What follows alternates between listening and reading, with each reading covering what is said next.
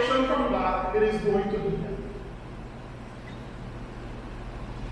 And beloved, I don't know about you, but I want to be able. And that's what I'm praying. I want to be able that the day I open my eyes in heaven, I could see my loved ones there. I could see my friends there. I could see those who I would have developed serious personal relationships with there. Because I cared enough to share the gospel with them. As I said before, the world is not getting better. And that's what Paul highlights in the next couple of verses. The world, man as he stands naturally, is able to create sin and make sin to a degree where he changes the truth for him, for himself. He will change the truth into a lie. And we see that.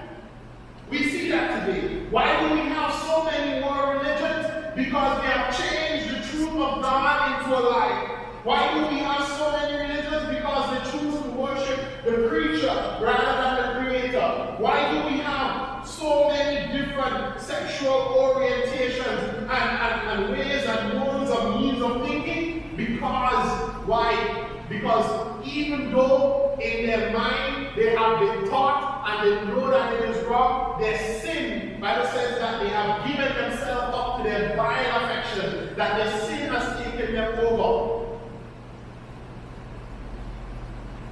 And they just hold until the Bible says that God has given them up to a reprobate mind. Our reprobate mind, God says, okay, that is what you want to believe. Go ahead and believe. Go ahead. And that's one thing 1 Timothy speaks about speaking lies in hypocrisy and having their conscience said with them at night. You speak a lie so much that you actually believe it to be true.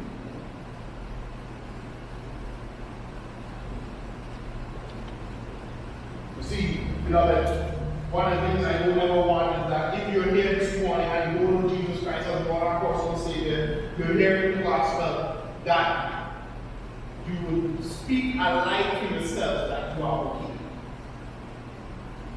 When you know full well that there are things in your life that you need to fix and you need Jesus. Don't do that to yourself. Don't lie to yourself about that.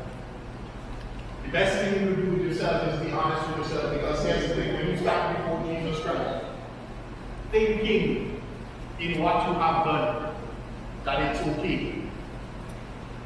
That God doesn't have a problem with it. I remember speaking to a young lady recently, and the life that she's living, she's just wild. And she said, God don't have a problem with that. And even if you open the word of God and show her where God has a problem with it, she said, no, I don't believe God has a problem with that. That's what's called reprobate mind. God has given you over to your own life. Beloved, I don't know about you, but even as I was studying, I realized to myself that just for us here in this 2014, because of what God requires of us in sharing the gospel, there's still a lot of work to be done. Whether individually, whether as a church, there's a lot of work to be done, because why? We are living in a dark world. But the hope of it is, as we shine a light, that God will save some people.